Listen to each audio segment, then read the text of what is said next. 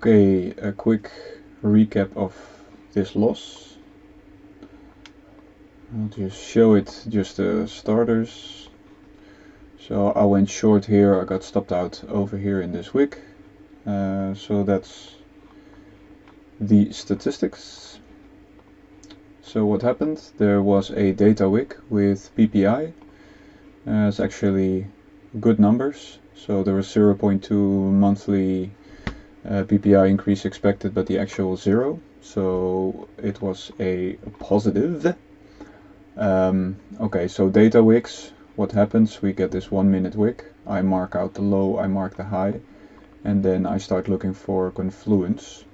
And there was the 50% daily range. Okay, so what you want to see is that the data wick high and low gets printed, price takes out either the high or the low, and then you trade it in the opposite direction together with a proper gap or whatever.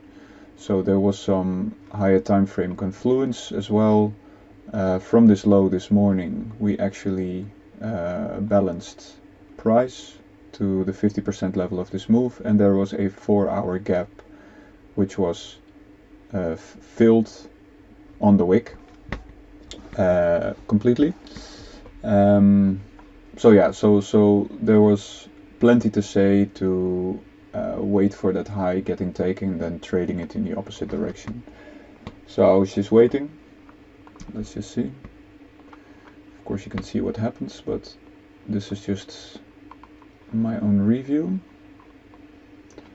So I just wait till price gives me something to work with. And here ES already took out the high. So there was initially a bearish SMT, which is nice, but then of course NQ also took out that level, and then there was a 1 minute gap beautifully printed, which also happened for ES. Let's see if I can make it both clear. Take off this indicator.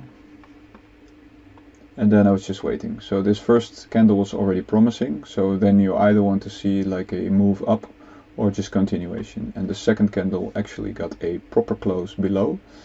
I don't trade the break, so I don't go market in, but I wait for the retest, which came, but a little bit more than that.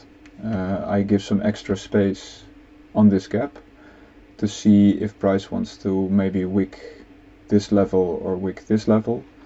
I place hard stops because I never know what happens when Trump tweets or something.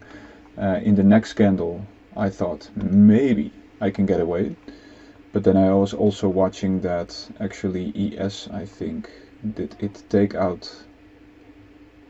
Yes, it actually, the close was at the lower end of the gap. So yeah, did ES really close? I don't know.